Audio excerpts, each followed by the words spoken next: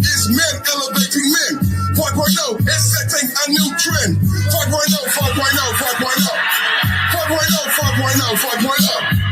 5.0, 5.0, 5.0. 5.0, 5.0, let's go. 4.0, let them hoes in the go.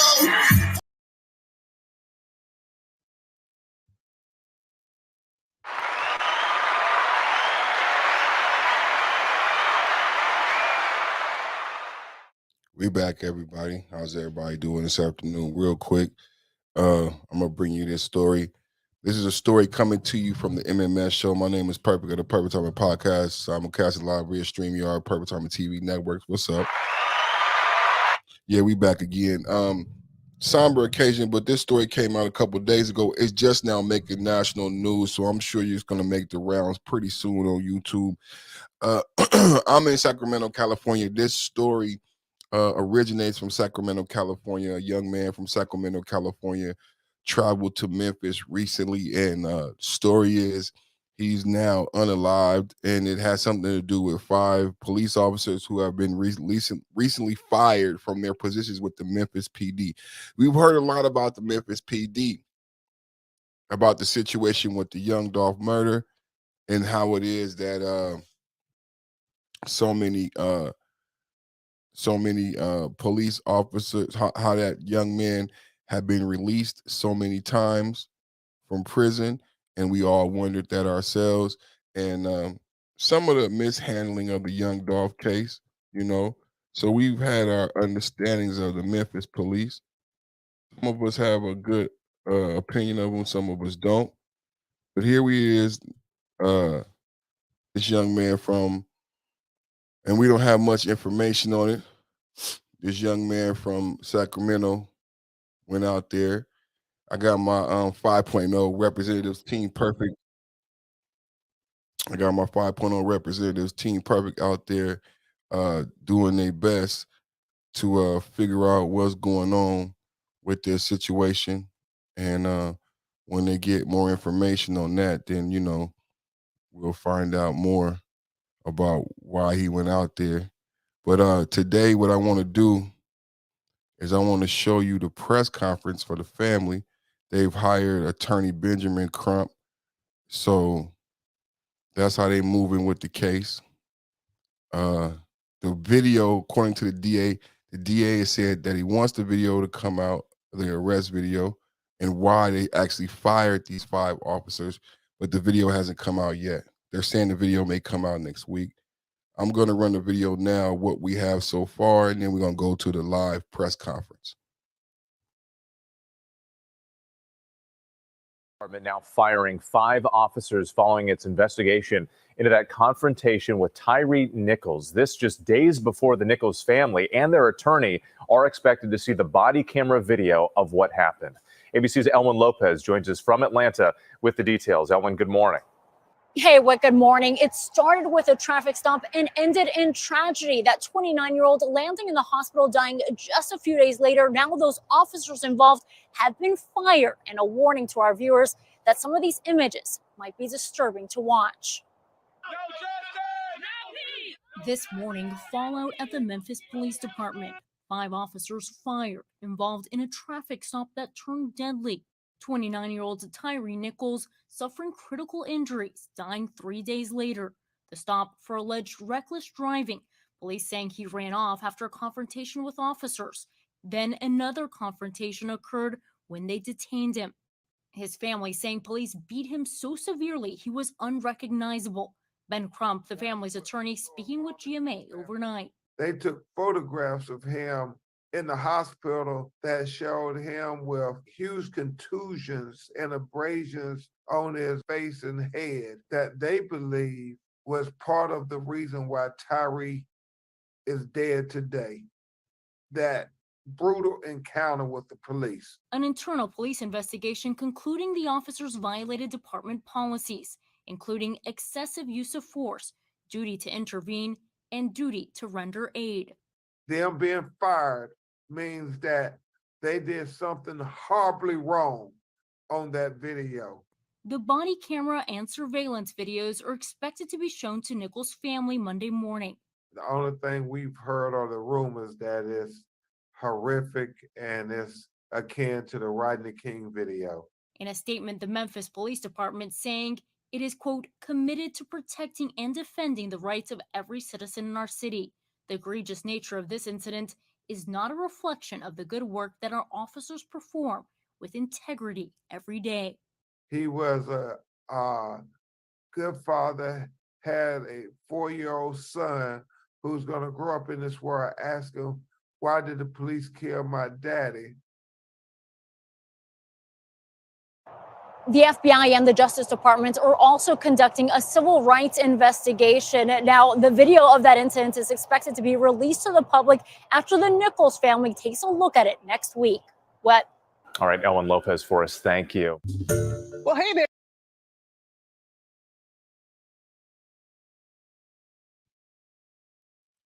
That's what we got so far, ladies and gentlemen.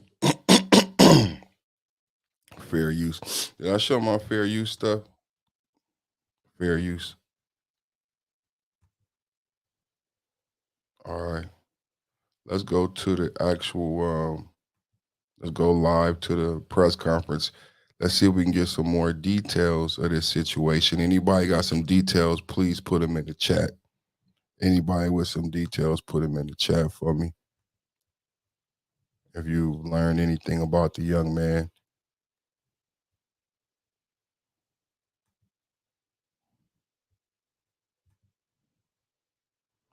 Let's go to the press conference.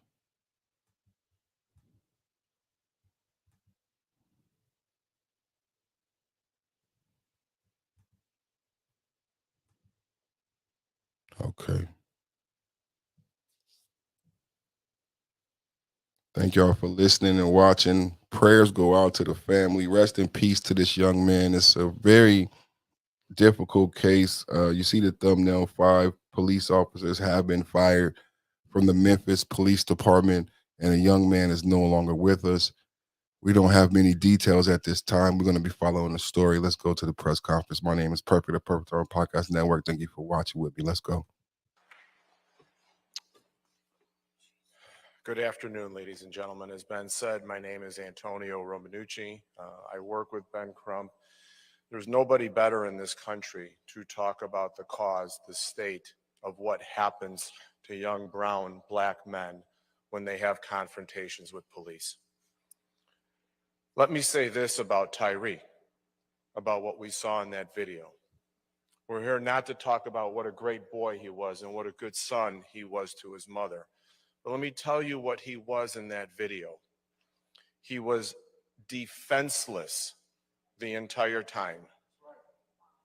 He was a human piñata for those police officers. It was an unadulterated, unabashed, nonstop beating of this young boy for 3 minutes. Oh my God. That is what we saw in that video. Ben told you what we saw. Not only was it violent, it was savage. Oh my God. Why? Where was the proportionality that is required in order for those officers to use that type of force against a defenseless young man? And where did he want to go? He wanted to go home. He was trying to run home because he knew that's where he could be safe with his mother. He wanted to be safe, but he couldn't be from the police officers who somehow, this is what we know, I think anticipated the violence when they initially made the traffic stop.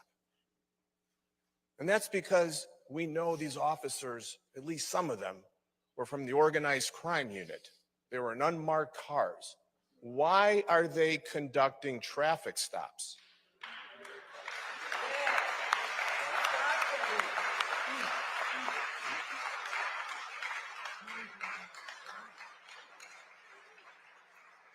You get it. You get it. This is pretextual. This is a pretextual traffic stop, which, let's call it what it is. It's a racist traffic stop is what it is.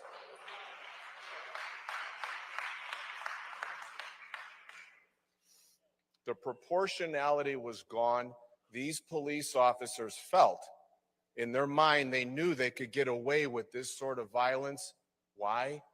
Because there's a sense of impunity. There's a sense of culture within the police department, not only here, but across the country, that they will hide for themselves. They will cover up for themselves.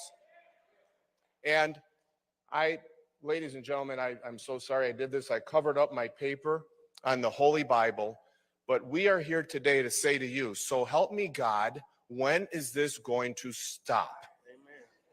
Amen. We must stop this, and we must stop it through the actions of Ben. We must stop it through the courage of the parents. We must stop it through the courage that we take to the courts. There are many, many ways to do this. We must stop this.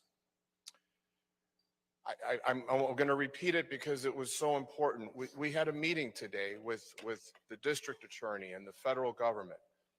And we left that meeting, I think, very confidently saying that we're encouraged that they are going to do the right thing. And we trust that. And let's trust that. So let's please exercise patience until that video comes out. Please. And then you may be able to look and you can be your own judge of what we are saying today, whether it bears any truth. And there is no doubt that your voices should be heard. You should be heard. It would be shameful if you're not heard. Because, oh my gosh, that's part of the Constitution, right? First Amendment right, Fourth Amendment rights. We are to be free from unlawful use of force. We are to be free from excessive use of force. Where was this young man's constitutional right that day? Well, we're not going to stop our rights from being heard about what happened to Tyre. So I'd like to close. I know okay, well, I could talk a lot more about what we're going to do. But we are conducting our own civil investigation. We are going to move forward very soon as we can, with litigation. This is a Section 1983 case, and we are going to do whatever we can to ensure that this doesn't happen again. What happened to Tyre should be the end. Not only are we looking for justice, but we're looking for changes. We have to demand policy changes. Must.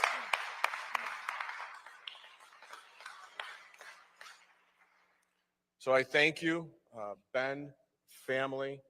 Thank you for putting the trust in us. We will serve you. Thank you. Thank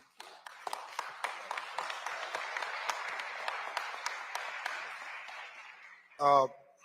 Thank you so much, Attorney Romanucci, for your advocacy. We all got to be advocates. We all have to be advocates.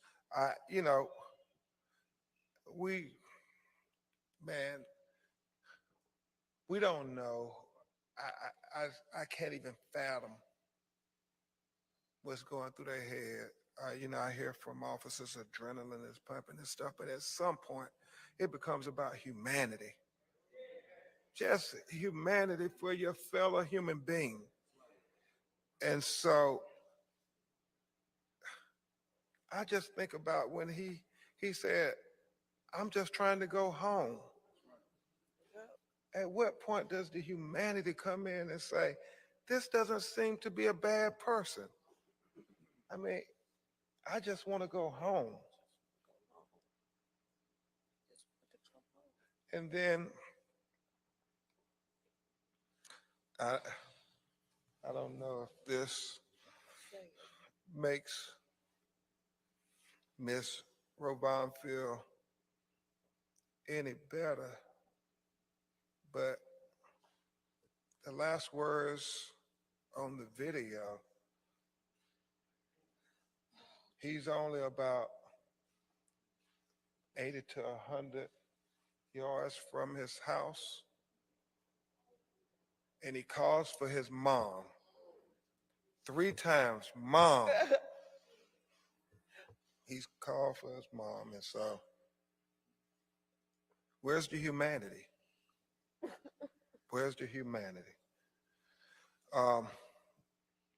we're going to hear from a great civil rights leader right here in your midst before we bring the family up. He fights for the humanity of all of us here in Shelby County, and he's fighting with us for Tyre's humanity. Attorney Van Turner, president of the NAACP.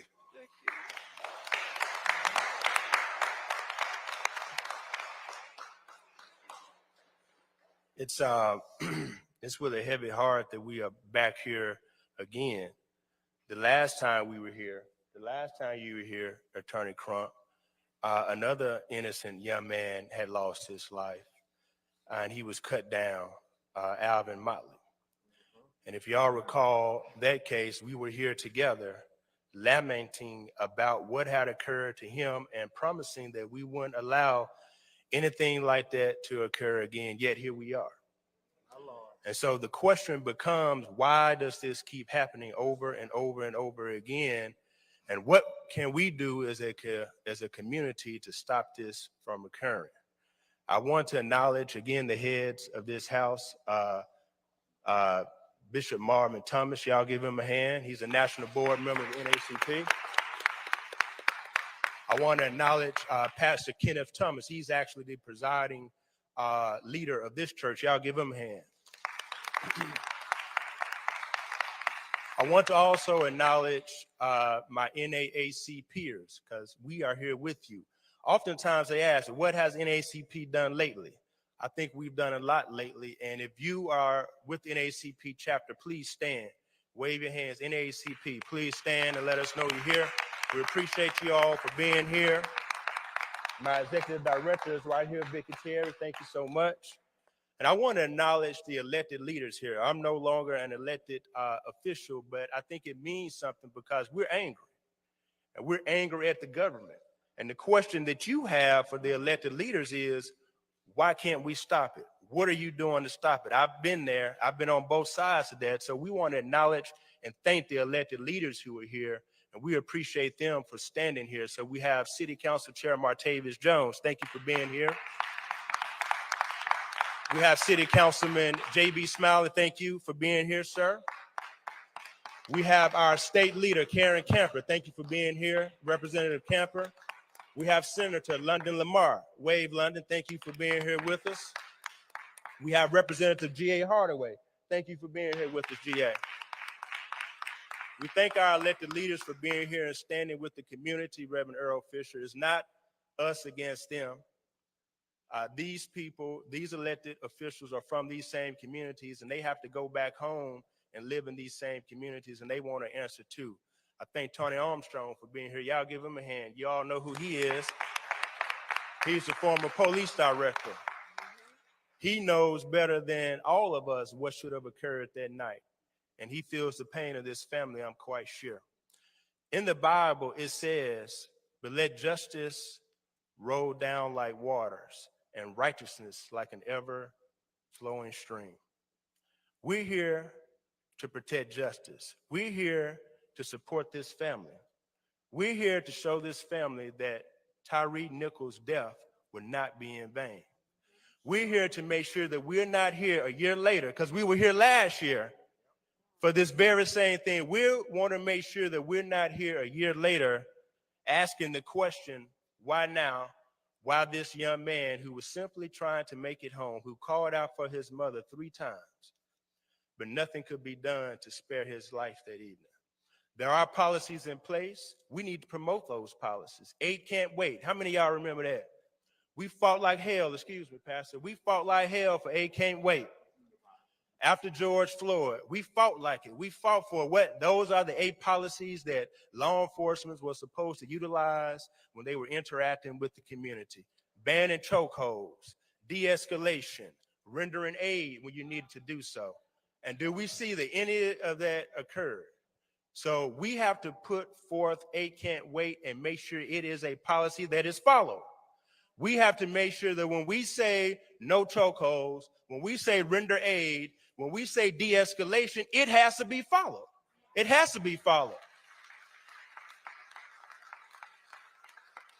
So on behalf of the NAACP, Mr. Pearson. On behalf of the NAACP, we just want to let this family know that we're here, we're with you. We've been around since 1909 and we ain't going nowhere now. We're going to continue to fight for this family. We're going to continue to stand for this family. We want to continue to stand with Black Lives Matter, Mr. Gotti and the crew. We're going to continue to stand with all those who are fighting for righteousness and fighting to make sure that justice continue to roll down. I want to also thank finally Josh Spickler here with Just City. Y'all give him a hand. He gave us important commentary. And I want to thank Cardell Orn, who's also with a number of advocacy groups fighting. Y'all give Cardell a hand for fighting for us as well.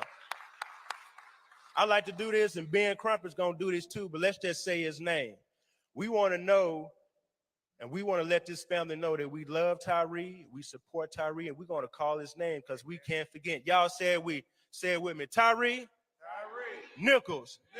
Tyre Nichols. Tyre Nichols. May he rest in power. Let's keep fighting. Thank you very much.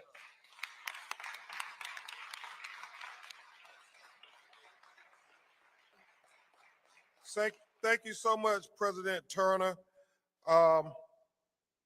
Now you will hear from Tyre's parents. First, you will hear from his father, Rodney Wells. And they're going to try to get through it best they can. You will see what they did to Tyre. They saw it today. And when people want to try to act out, just know in a very short order, we will see what they did to Tyre. If anybody start saying things, instigating things, tell them. Now, Attorney Crump said, we will see what they did to Tyre. Right. Yeah, we will see what they did to Tyre. We will see what they did to Tyre. We will see what they did to Tyre. We will see what they did to Tyre. And so his father, Mr. Rodney Wells, is going to talk to you a little bit about what he saw. And so y'all pray for him and give him a big round of applause as he tries to hold his queen up and hold her strong.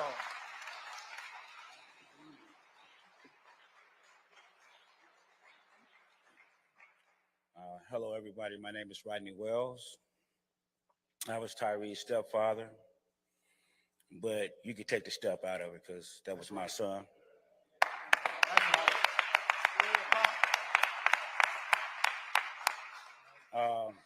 Before I start, I would like to say that on behalf of my family, that if there are any protests, we would like them to be peaceful. We don't need no burning of the city or no looting, because that's not what Tyre wanted, and that's not going to bring him back. What I saw on the video today was horrific. No father, mother should have to witness what I saw today.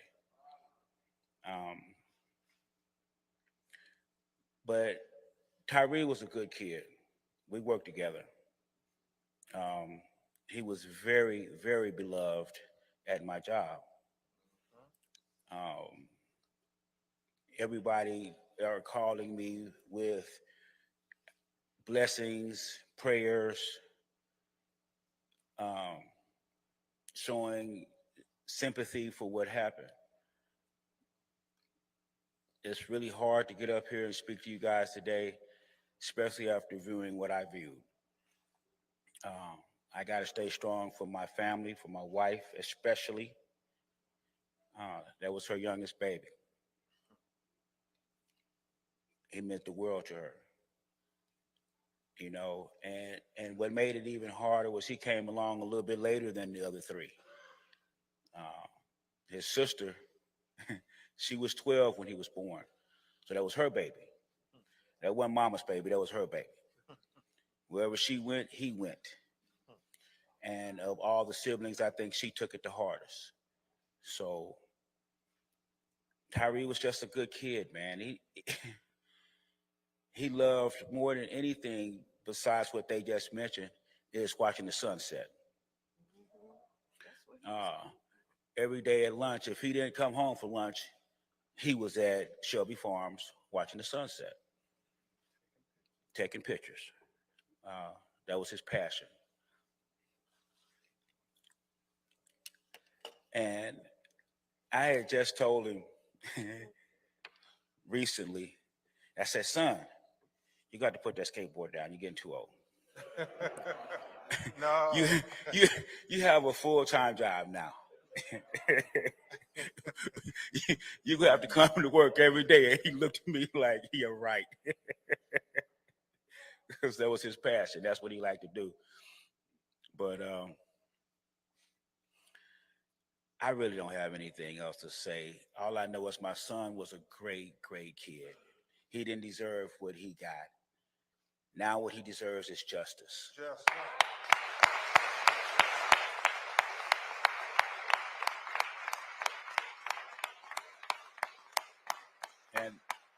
And the family and the attorneys that we have will not stop until we get justice. That's right. Amen. And as I said from day one, justice for us is murder one. So anything short of that, we will not accept. So that's our goal. And I thank you guys for listening.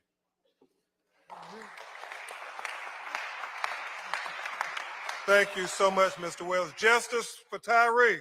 Justice for Tyre. Justice for Tyre. Justice for Tyre. Justice for Tyre. Justice for Tyre. And even when the cameras are gone and everybody's gone, we want y'all to continue to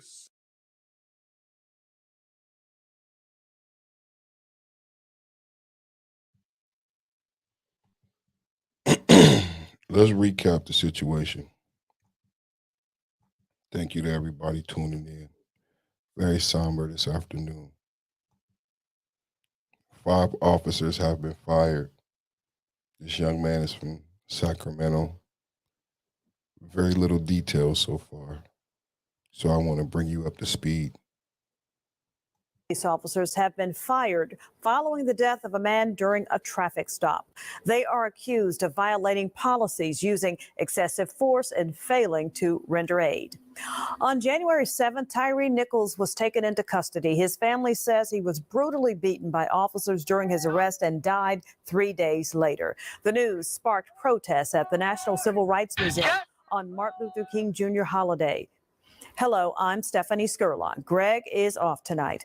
Those officers now face serious charges, and the police department and district attorney are promising to prosecute. Tonight, Memphis Police Chief C.J. Davis released a statement saying the Memphis Police Department is committed to protecting and defending the rights of every citizen in our city. The egregious nature of this incident is not a reflection of the good work that our officers perform with integrity every day. District Attorney Steve Mulroy said that he is asking for patience during the investigation, saying, I don't take situations like this lightly, and I believe firmly in transparency. I ask for your patience as we gather all necessary information so that we don't compromise the investigation or any possible future prosecution. Our WRED's Ashley Paul has been following this case since it broke, and she joins us live downtown with reaction from city and community leaders. Ashley, what are they saying? Yeah, Stephanie. Well, tonight we finally have some of those answers we've been waiting for almost 2 weeks. 5 Memphis police officers losing their jobs over violations in the case of Tyre Nichols. Tonight we spoke with friends and advocates, though, who say this is just the beginning. Excessive use of force, duty to intervene, duty to render aid.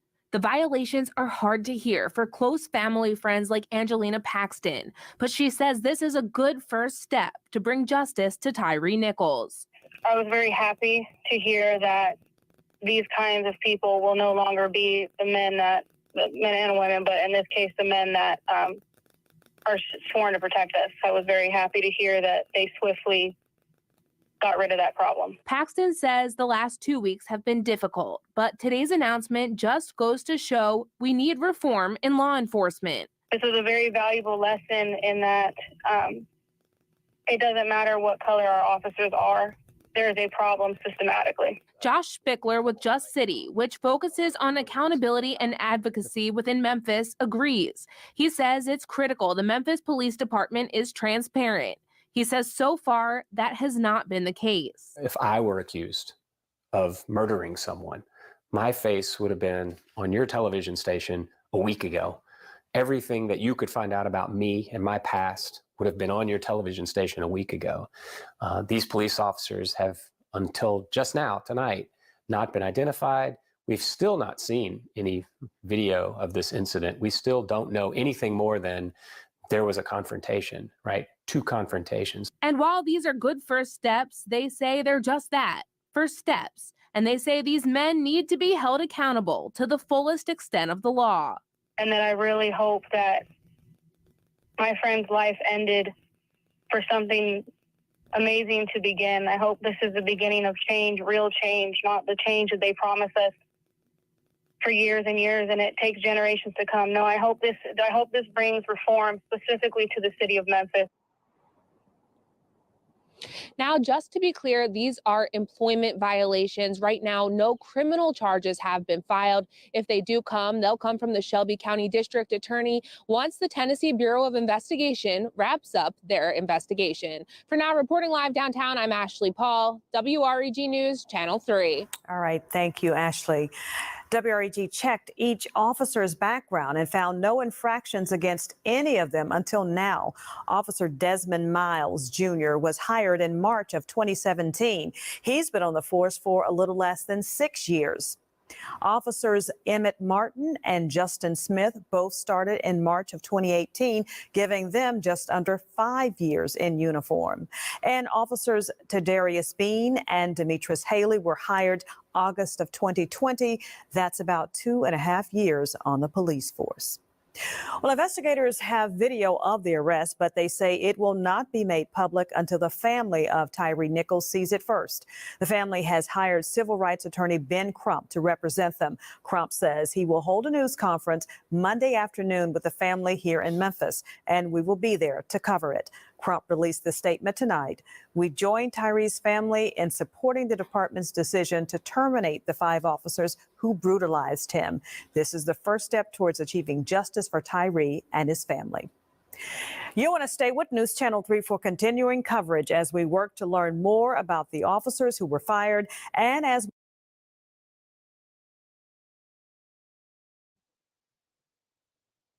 unfortunate course of events. So as you can hear and see, we're at the precipice in the beginning of the case. As always, let's go back. It's going to be difficult to go back because we're going to go back to the mom. I believe the mom is going to speak at the press conference. So I just wanted to give some more context to the new viewers coming and going. I know everybody, busy on your lunch and everything. I appreciate you watching. We'll keep you up to speed, up to date. Let me give you an update from Mrs. Perfect Timing. She gave me she did some research for me. So let's get this out. And thank you to Mrs. Perfect Timing for that research you did. She says here he was born in Sacramento, June 5th, 1993. Mother born in California, father born in Ohio. And we just saw the stepfather here. We're trying to find out what was the motivation for them to migrate to Memphis. Tennessee is like Texas now. It's a lot of positive things going on in Tennessee. I don't know about Memphis specifically, but I know there's a lot of positive things. My little brother was talking about that Tennessee was a place he was looking at. So I understand them moving to Tennessee, but I'm confused about them moving to Memphis. So we're trying to get more details on that. We're getting back to the news conference. Say it so Miss Rovine won't think she's by herself We got to stand with her. Yeah.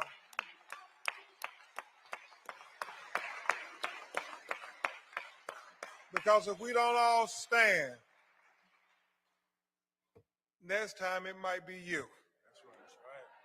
And so we all got to stand together so it's nobody else who gets killed like Tyre. Say no more.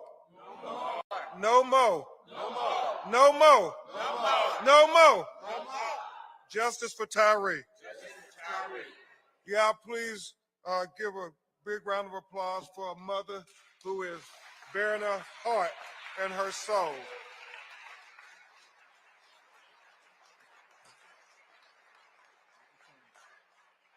Hello, my name is Robon Wills, and I'm Tyrese's mother. My son,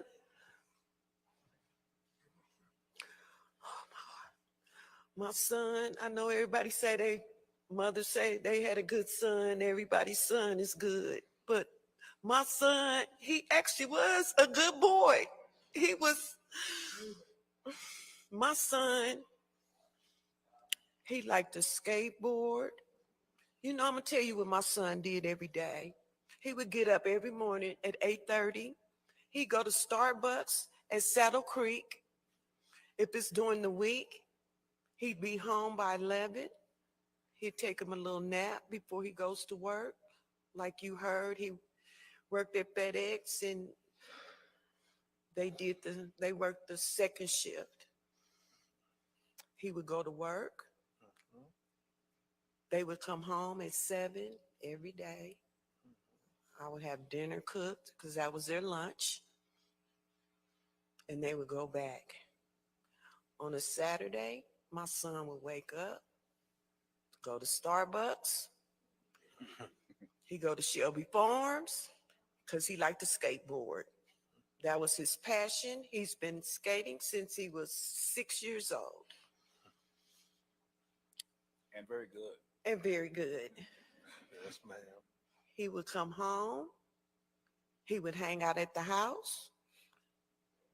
That day, when he left around 3 o'clock, he noticed that I was pulling some chicken out. He said, "Mama, you cooking chicken tonight?" I said, "Yes." He said, "How are you cooking it?" And I said, "I was going to put sesame seed." He loved that. He was on his way to Shelby Farms because my son every night wanted to go and look at the sunset. That was his passion, going to Shelby Farms to watch the sunset and take pictures. On Sunday, he would get up, he would clean his room, and he would wash his clothes for the week ahead. Does that sound like somebody that the police is trying to say did all these bad things? No. No. My son, nobody's perfect, okay? Nobody. But he was damn near, okay? He was damn near perfect. And my son, he came here right before the pandemic. He got stuck here because, you know, we shut the world down. But he was okay with it because you know why? He was with his mother. My son loved me to death. And I know that was a bad word, but that's how he felt. Yes, ma'am. He had my name tattooed on his arm, and that made me proud because most kids don't put their mom's name, but he did. My son was a beautiful soul, and he touched everyone. He only worked at FedEx for maybe 9 months, but you should see all the outpour and love and support. And it's just so hard to even fathom all of this because it's not even real to me right now. I don't have any feelings right now. I don't even know I don't know anything right now. All I know is my son Tyre is not here with me anymore. He will never walk through that door again. He will never come in and say, hello, parents, because that's what he would do. He would come in and say, hello, parents.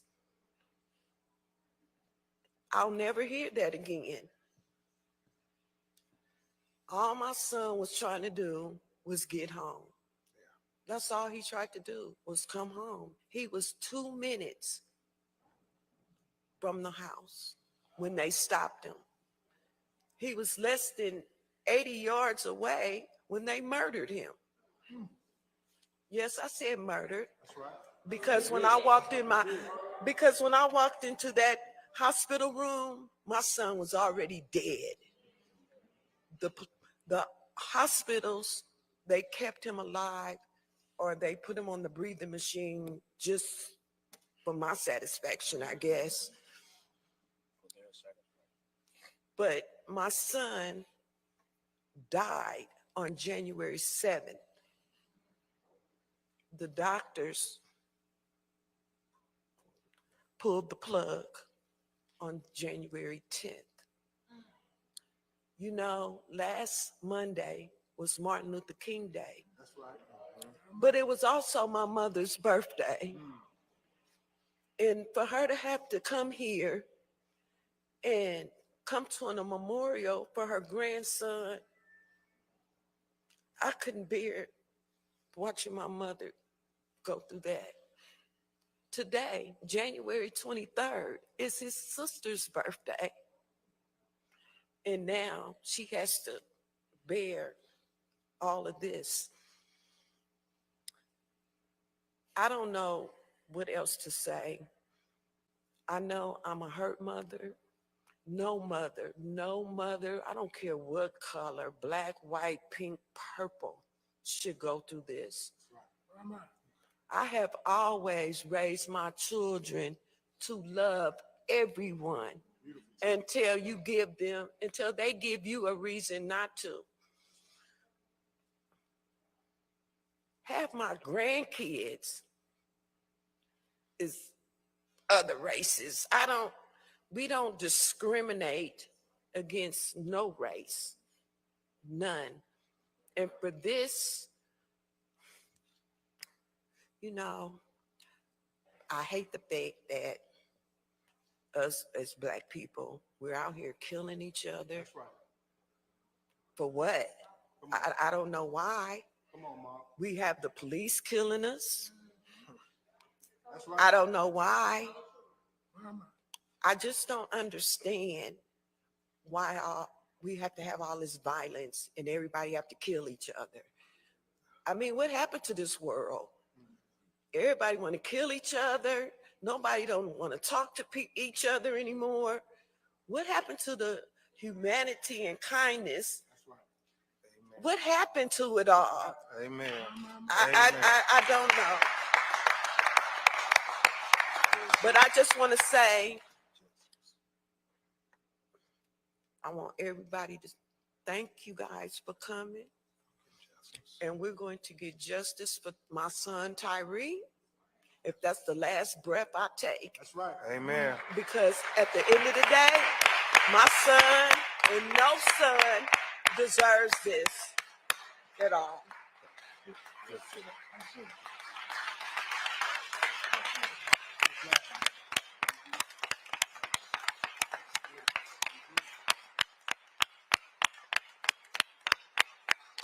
Justice for Tyre! Justice for Tyre! Justice for Tyre! Justice for Tyre! Justice for Tyre! Justice for Tyre! Justice for Tyre! Justice for Tyre! Justice for Tyre! Justice for Tyre! And y'all, if you could have felt her shaking and me and Mr. Wells literally holding her from falling back, she bared her heart because Tyre was her heart. And so, before we take questions, I think what she was saying is, why can't we de-escalate when it's Black citizens? I mean, when you watch that video, you're going to ask yourself that, where was the de-escalation? Where was the de-escalation? Tyre said, what did I do? He wasn't escalating it. You got to ask, when it's white citizens, we de-escalate, but we don't seem to de-escalate when it's black citizens and brown citizens. We got to have equal justice, equal policing. If we don't, we're going to continue to see this happen over and over again. So thank you so much, Ms. Wells and Mr. Wells, for bearing your heart.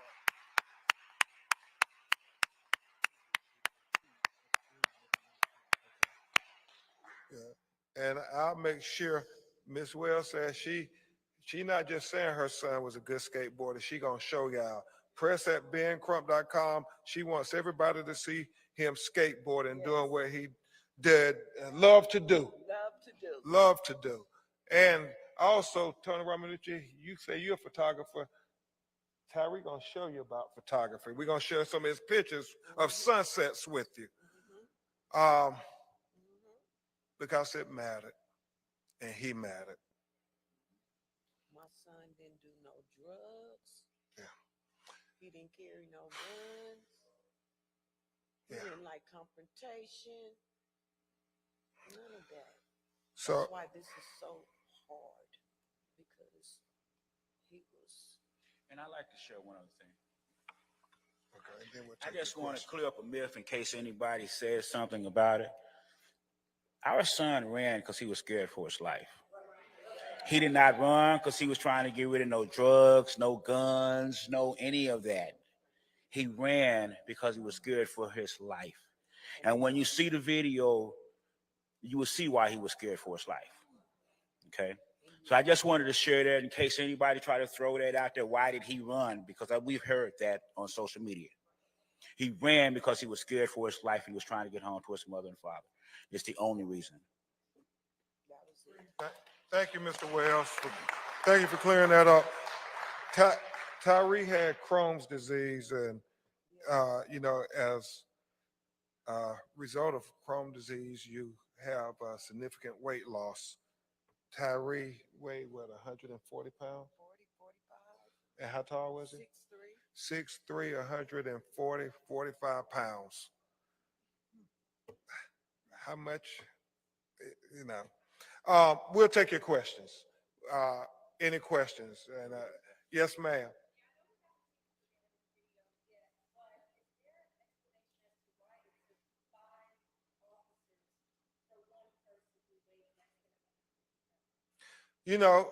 Attorney Romanucci and Kareem Ali and us, that's what we kept asking ourselves. Mr. Wells kept saying, why?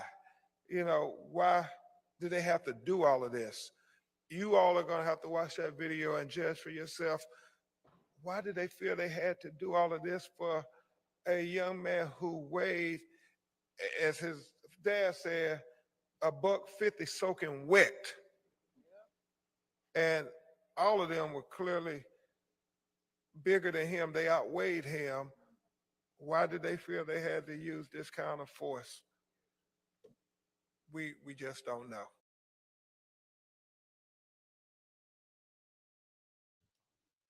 All right, let's get into it for a minute. The Memphis PD, 5 black police officers.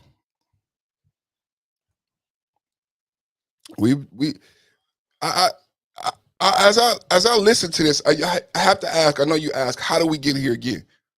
We get here again in the same narrative as a George Floyd, mama, 3 minutes, minority officers. A lot of this stuff wasn't truly unpacked with George Floyd. You don't listen to Candace Owens. The mental health issues behind George Floyd, the things that Candace Owens and other people, opponents that you might not like, try to bring out about George Floyd, the drug dealer in the car, the drugs. Why is he calling out for his mama? We got minority officers. For so long, they've told you that if you had look at in Atlanta with Jeffrey, black district attorney, black officers, black judge, black. Memphis, the same thing. 5 black officers newly to the force. This is the best thing that could have happened to these young men.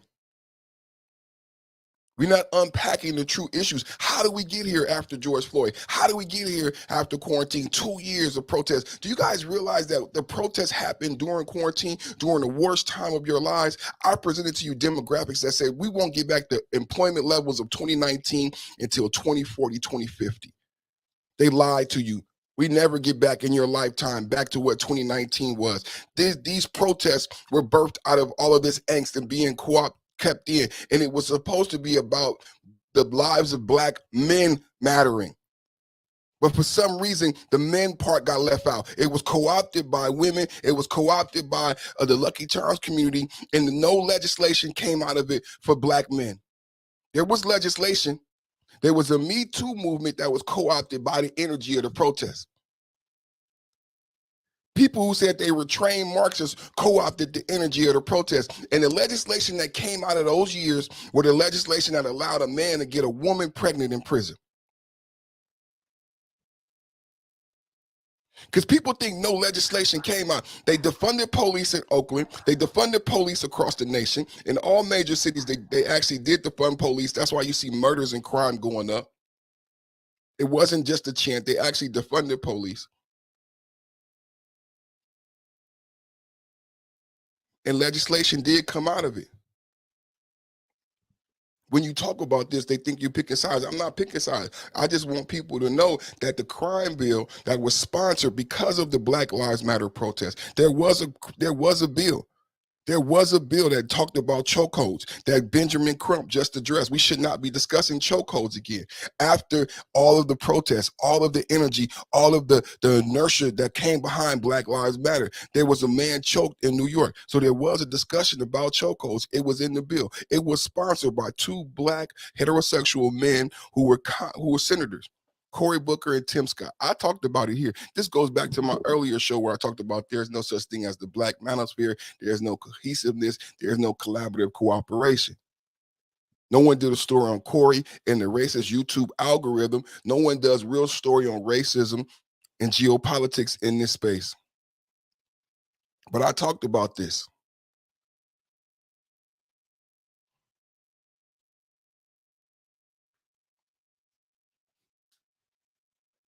Benjamin Crump, here he is again. And he's emphasizing that this young man, before he died, called out for his mama. I don't understand the importance of that.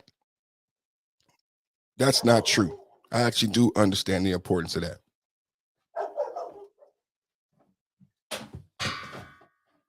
And the reason that's important, shout out to Young Pharaoh, why is this important? The reason it's important is the same reason why he's using it as a narrative. Because he understands the gynocracy and the matriarchal nature of the black community. And he knows that if he can pick on the same heartstrings as he did in the George Floyd case, that he'll get a victory because all he cares about is the victory. Now, what did they bring up? He brought up and emphasized that this is and I looked it up. He brought up and emphasized that this is a 1983 civil action case. He brought up an so Crump, before there's even been a murder charge, and the parents said only thing that they want is murder 1. He's already going after the dollar. The parents said the only justice for them is murder 1. Benjamin Crump, I don't know why he's there, but he's already going after the dollar. Section 42 USC section 1983, and this is a subsection of the Ku Klux Klan law from the civil rights laws. Every person who under color of any statute, ordinance, regulation, custom, or usage of any state or territory, District of Columbia subjects or causes to be subjected, any citizen in the United States, other person within the jurisdiction thereof, the deprivation of any rights, privileges, or immunity secured by the Constitution and laws shall be liable to the party injured in an action lawsuit in equity. Do y'all hear this? This is what they're quoting. Now the parents are saying nothing substandard than murder one is going to make the mama feel better. But here it is, Benjamin Crump emphasizing and interjecting into this whole discussion, Section 1983. And he's already contacted the federal government, not to ensure that the young man gets justice, not to ensure that we finally get a real investigation into the Memphis PD. Now pay attention, shout out to my brother, Ratchet TV, Ratchet Gang.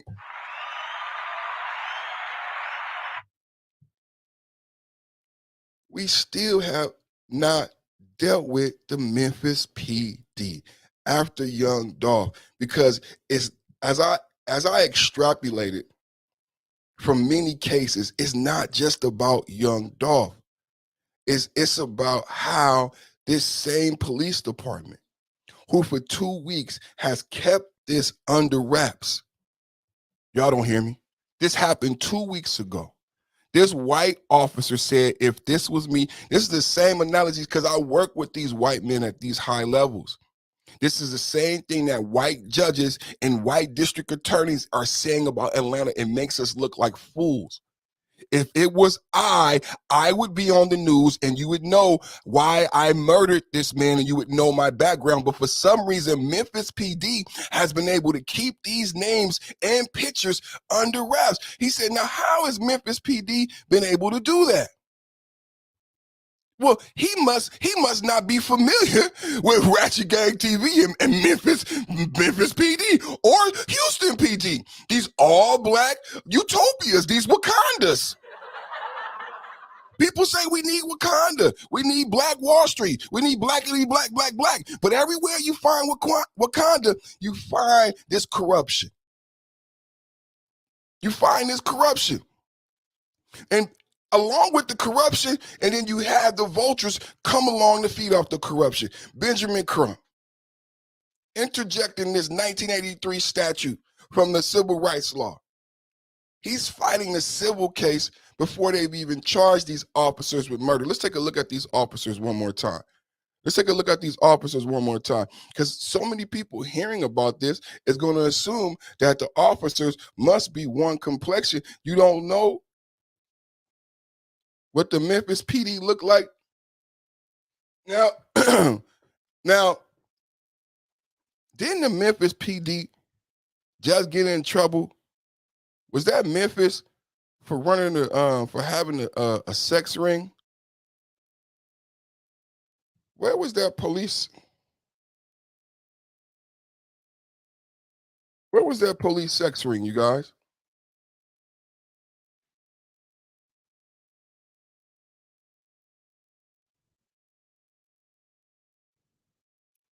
Can't even find it, y'all. Where was that? Was that Memphis, you guys? Police?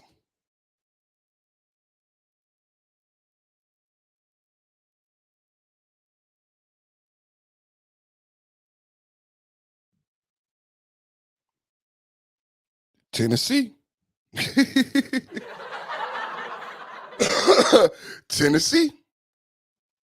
Laverne Police Department. Laverne Police Department. Hold on. Because, hold on, let's go to it. Because one of the things that was not discussed in the Black Lives Matter, in the Young Dolph case, we're not dealing with the real issues of why young black men are ending up. You know that one of the cousins of the creator just got murdered. These 20-year-olds are terrified. Like, I can't even get it out. They're terrified of the police, man. And they don't know how to react. They haven't dealt with authority. They've been quarantined. So they're in their early 20s, late 20s. They have arrested development. The demographic guy from the DOD said they're never going to catch up. So we're treating them like they're normal adults at their mental age. Yesterday, I spoke to you about the mental age, right? These kids have arrested development. They've been in quarantine. They're in their early and late 20s. They're developmentally delayed. She explained to you what her son does on a daily basis. 29 years old. They're developmentally delayed. They're never going to catch up.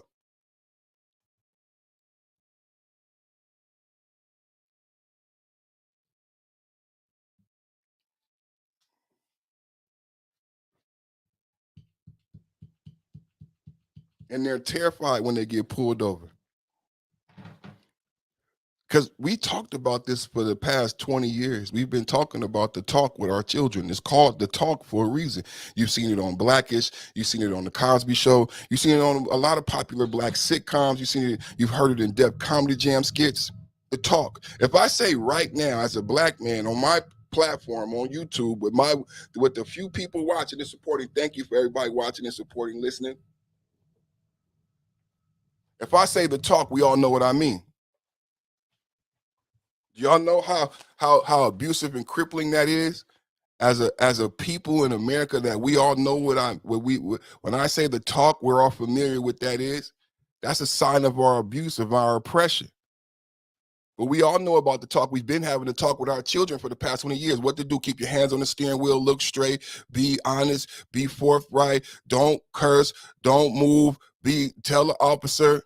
But what did I say about everybody? Dante Wright did that. Dante Wright was on the phone with his mama the whole time. His mama had to hear him be murdered.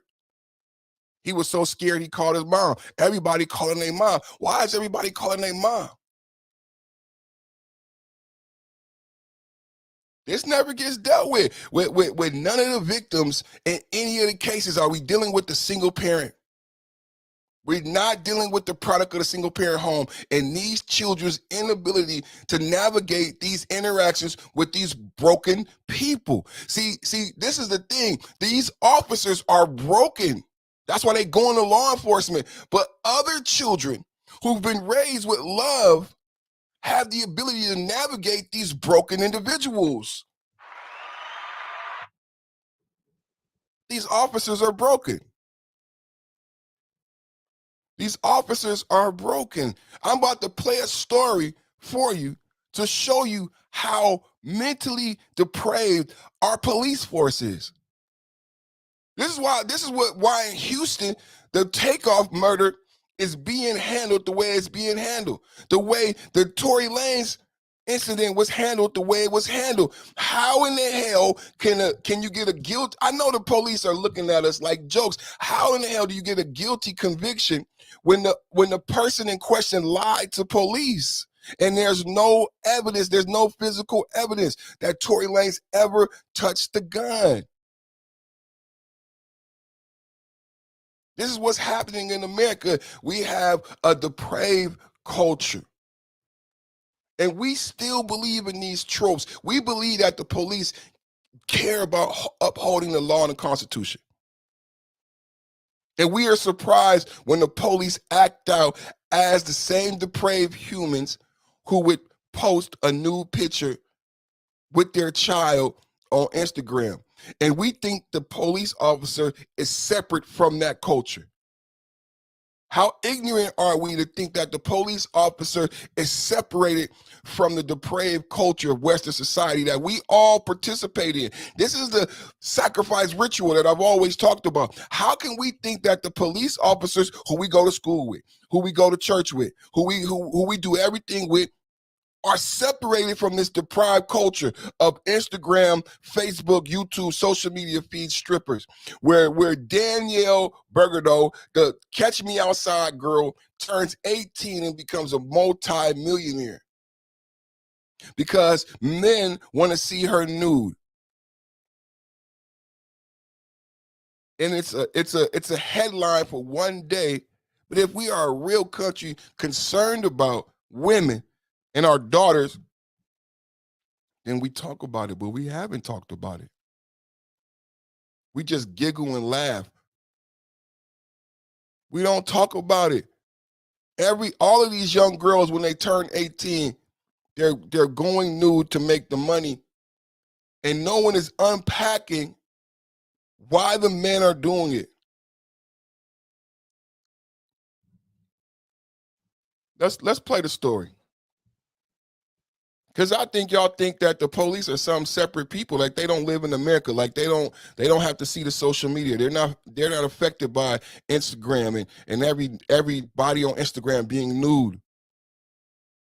I would beg to differ. I believe that they are affected by it just like your child. And if you're dealing with a teenager or a 20-year-old and you know how powerful social media could be, think about a 20-year-old police officer and the power that they wield.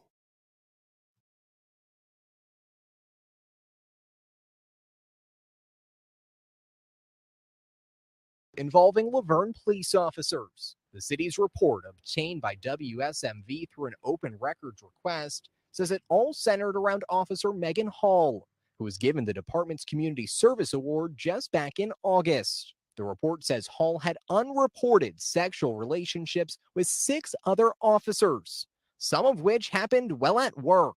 The report also mentions a Girls Gone Wild type party on the houseboat of Laverne FOP President Eric Statz. A city spokesperson confirmed the report in a statement, but said, quote, additional details cannot be released at this time due to the ongoing investigation. The report obtained by WSMV says Hall and all of the men admitted to the relationships. Another officer also admitted to workplace violence for choking a staff member who was sitting at her desk. And welcome to NBC News Daily, everybody. I'm Aaron Gilchrist. Glad to have you.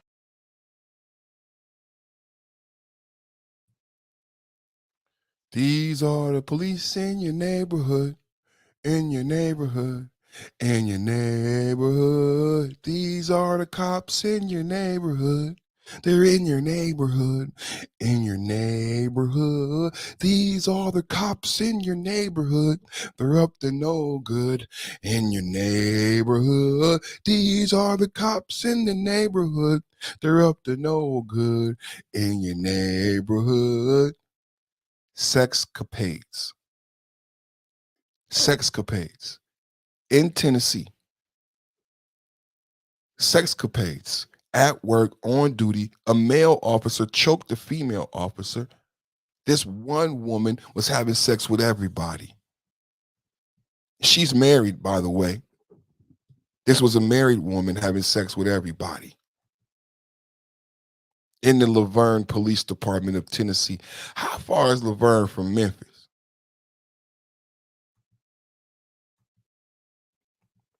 I just wanted to present to y'all just compelling, just to let you know, like, what are the cops in your neighborhood? The depravity of officers on the police force.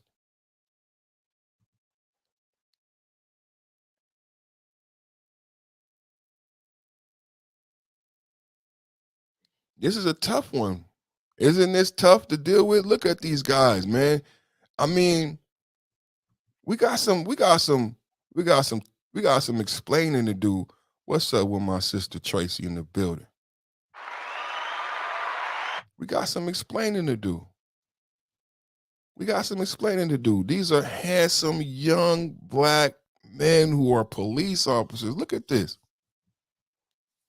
We got some explaining to do. How we explain this, y'all? How do we explain our way out of this one?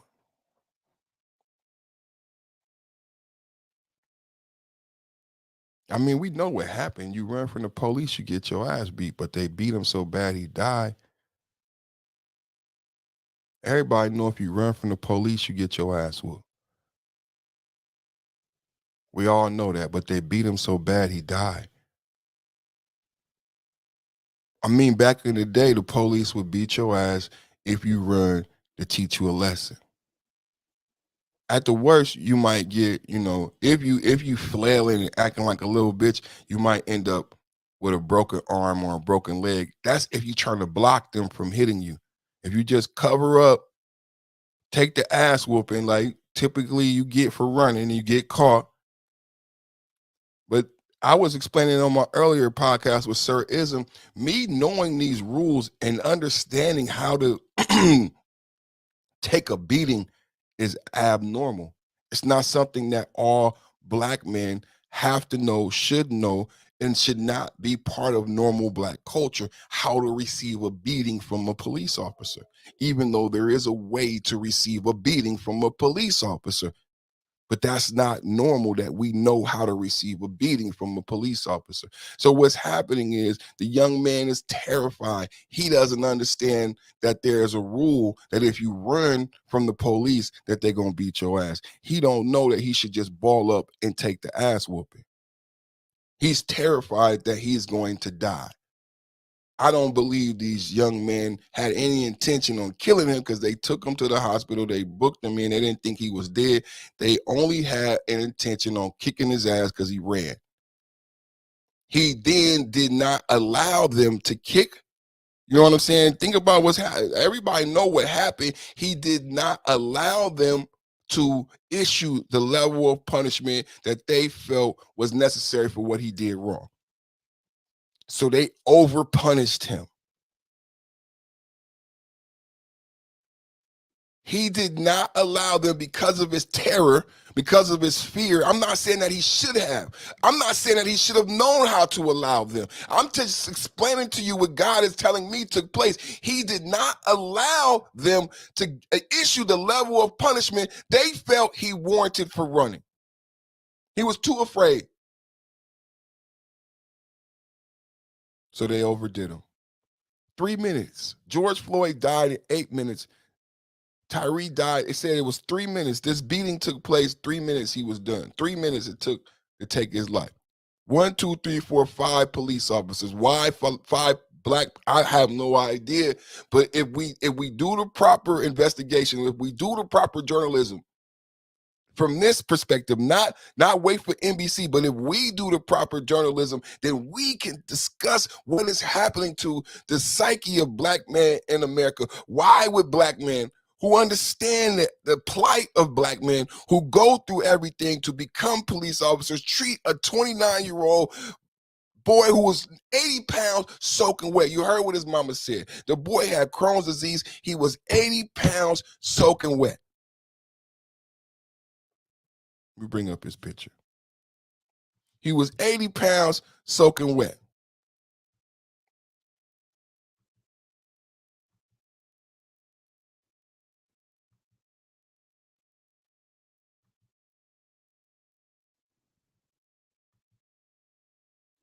And they beat him. 5 big old football player, country cornfred, big old country cornfred beat him. Look at him. 80 pounds soaking wet. Crohn's disease. We said on my channel years ago, you're not grown, your brain is not done developing until you're 25. That's a young adult. An idiot, a baby. You barely know anything. You're just now able to barely think and talk. 25 years old. Shut the fuck up. Just listen. 25 years. Shut the fuck up. Just listen. You barely, just shut the fuck up. You're a guppy. 29 is not that far from 25. Still an idiot.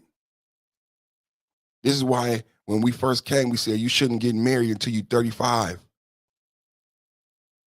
You haven't learned how to be a man. You haven't established yourself as a man, financially, physically.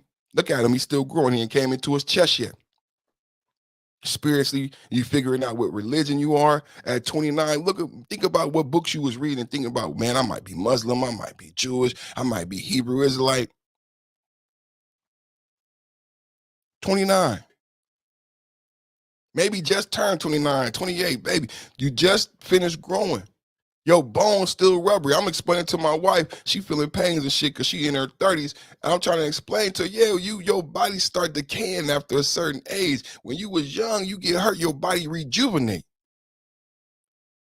This a young baby right here. Tracy said, this sad it is when you do the math and the perspective of the different things I'm presenting to you.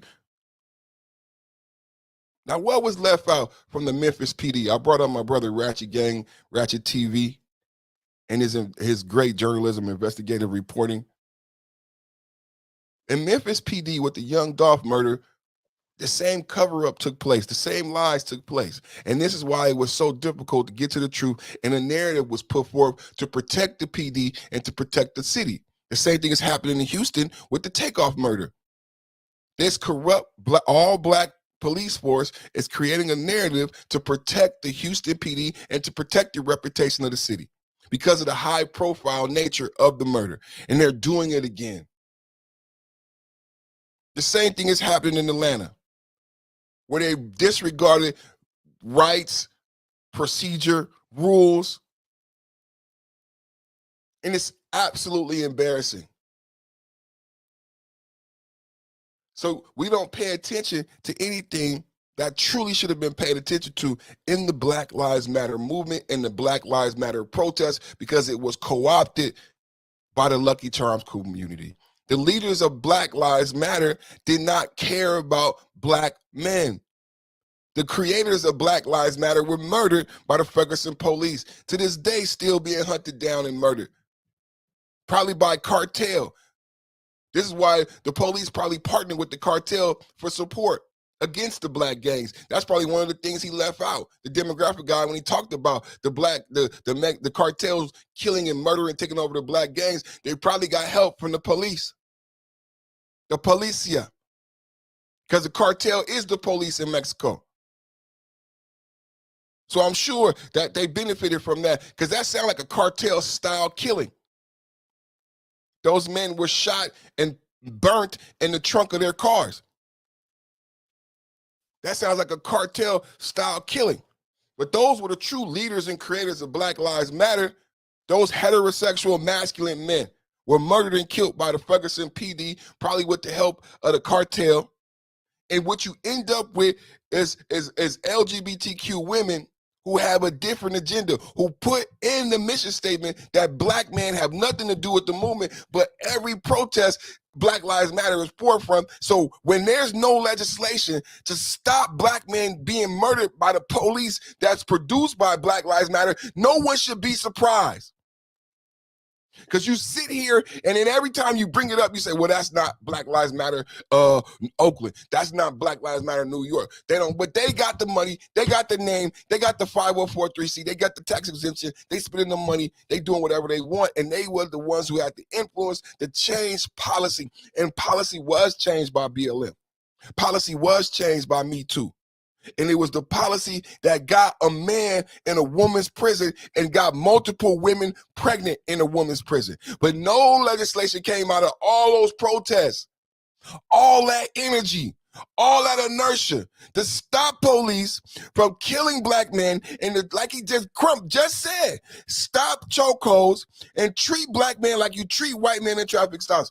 All of that inertia was lost and diverted toward the LGBT community. And the ACLU created legislation to help gay men get in the areas that was for women. And women got behind a fucking pink pussy hat Me Too movement, and they got fucked, and black men got fucked, and we got this bullshit country now, and black men are still being hunted and being on a chopping block, even if the police officer looks like them.